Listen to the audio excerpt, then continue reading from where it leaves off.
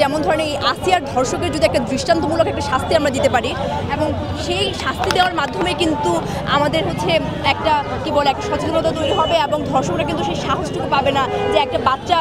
একটা 8 বছরের বাচ্চা আসিয়াকে যেভাবে ধর্ষণ করেছে বা আরও বাচ্চাদেরকে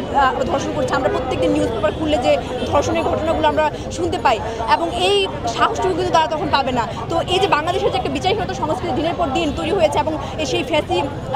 বাদের সময় থেকে যে বিচারহীনতার যে একটা সংস্কৃতি আমরা দেখতে পেয়েছি যেখানে আইনের বিভিন্ন ফাঁকফোকর দিয়ে সেই রাঘব বল থেকে শুরু করে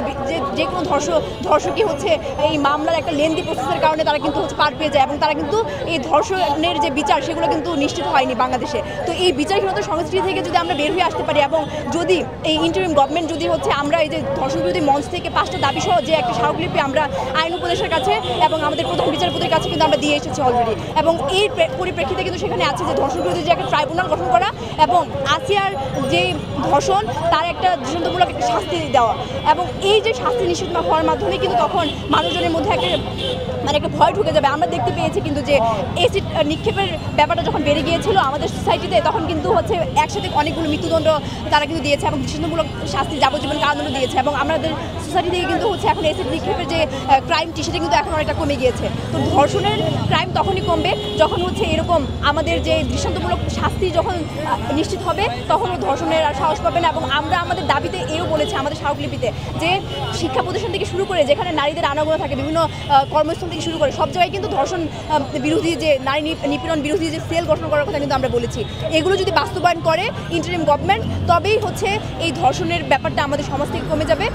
এবং আমাদের যে পাঠ্যপুস্তক আছে সেখানে কিন্তু আমরা এইও বলেছি ইনফরমালি যে এইগুলো যাতে ইনক্লুড করা হয় নারীদেরকে সম্মান প্রদর্শনের ব্যাপারে এবং ধর্ষণের যে একটা এই যে দৃষ্টান্ত যখন স্থাপন হবে একটা এই যে আসিয়ার যে ঘটনা এগুলো যাতে বই ইনক্লুড করা হয় তখন কিন্তু এই ছোটোবেলা থেকে যখন শিখে আসবে তখন কিন্তু তারা আর হচ্ছে এগুলো বিকৃত মানসিকতার পরিচয় কিন্তু তারা দেবে না। অনেকে বলছে যে প্রকাশ্য শাস্তি দিলে হয়তো এটা